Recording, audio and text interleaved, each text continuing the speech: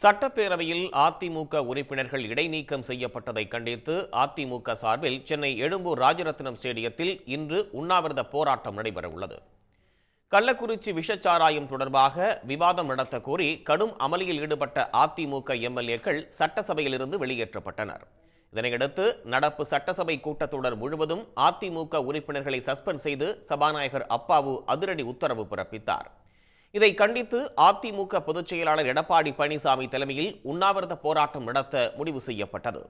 சென்னை வள்ளுவர் கோட்டத்தில் போராட்டம் நடத்த அதிமுக தரப்பில் அனுமதி கேட்டிருந்த நிலையில் அதற்கு மறுப்பு தெரிவித்த காவல்துறை எழும்பூர் ராஜரத்னம் ஸ்டேடியத்தில் உண்ணாவிரத போராட்டம் நடத்தி கொள்ளலாம் என்று அனுமதி அளித்துள்ளது. காவல்துறை அனுமதி அளித்த இடத்தில் மட்டும்தான் போராட்டம் நடத்த வேண்டும் என்றும், போக்குவரத்துக்கு இடையூறு ஏற்படுத்தும் வகையில் சாலைகளில் போராட்டம் நடத்தக்கூடாது என்றும் நிபந்தனை விதித்துள்ளது. மேலும் இந்த போராட்டத்தில் அதிமுக எம்எல்ஏக்கள் மட்டுமே கலந்து கொள்ள வேண்டும் என்றும் காவல்துறை அறிவுறுத்தியுள்ளது. காலை 9 முதல் மாலை 5 மணி வரை உண்ணாவிரதம் நடைபெறும் என தெரிவிக்கப்பட்டுள்ளது. உடனுக்குடன் செய்திகளை தெரிந்து கொள்ள சன் நியூஸ் பெல் ஐகானை கிளிக் பண்ணுங்க.